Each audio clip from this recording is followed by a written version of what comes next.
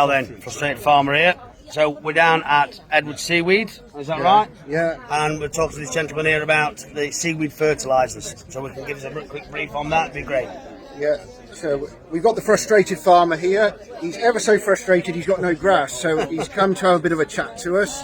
Because seaweed will help grow some nice grass, get some stress out of it, out of that grass, get it growing again so that then beef cattle can grow nicely. Because you've got to have some good beef cattle in that butcher shop. It's no good having stuff that's not doing no good. What does this stuff do to the soil? So, very interesting. What we're talking about is two products we're doing. We've got Bio-N, which is a mixture of nitrogen-fixing bacteria, phosphate-solubilising bacteria, and then we're feeding them with seaweed and humates. So we mix the two products together in the sprayer. So we're using those bacteria to take nutrients out of the soil and the air. So we're taking nitrogen out of the air and feeding it to the plant. Also, we're mining your phosphates, potashes and other trace elements out of the soil to give to the plant to feed them in a healthy, nutritious way. So then that follows the food chain to the grass, to the animal, then to us. So all the way along the chain we're getting healthier, better food for us to eat, so we're even healthier. And in comparison to, let's say, people who are putting straight nitrogen on, what are we get? I mean, I know we're getting different things from this. So we're getting a lot of minerals and trace elements from the seaweed. We're getting very fine humus, which is what the bacteria and fungi need to eat.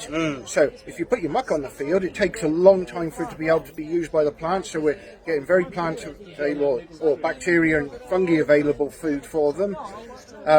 Nitrogen is very good at killing off our bacteria, so we're trying to reintroduce it and get some more there, so it's working there and working efficiently and naturally.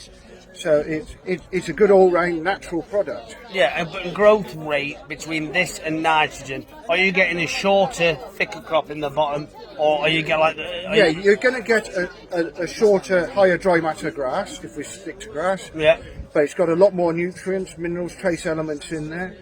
And so for dairy lads then, this would be better. They'd have less additives to add to their cake mix. For their less additives, but with nitrogen you get in long cells full of water. Where a dairy cow wants a good high dry matter grass with mineral and trace elements in, and their rumen will work so much more efficiently. It'll just slow it down that little bit, so it's not just sending watery muck straight out the back end. But what you'll be getting is a lot higher quality milk from it. Right. You'll be getting less vet spills because the animal's healthier. So you might not have quite as much what it looks like in the pit, but you'll go down that pit that much slower because you've got the tonnage of dry matter there, not the tonnage of water. It's very interesting. All this and all this, and what amazes me is how great the cattle are at adjusting to different things like that, and converting all this into wonderful, nutritious food for us all. And you've got to look after this soil, which is very important. And if this is going to benefit us, we've got these guys going to come over hopefully, and we're going to test this drone. I've done a video on the drone with Fraser, who's the contractor with this, and we're going to spray some of this on a 2-acre field, I think, and we're going to see the difference in the two sides of the field. It will be brilliant. So hopefully we'll have another video in a couple of weeks' time once we've ventured to Derbyshire, and we'll hopefully catch up with all your good followers soon. Yeah, we will. Thank you very much. We'll catch you in a bit. Cheers, pal.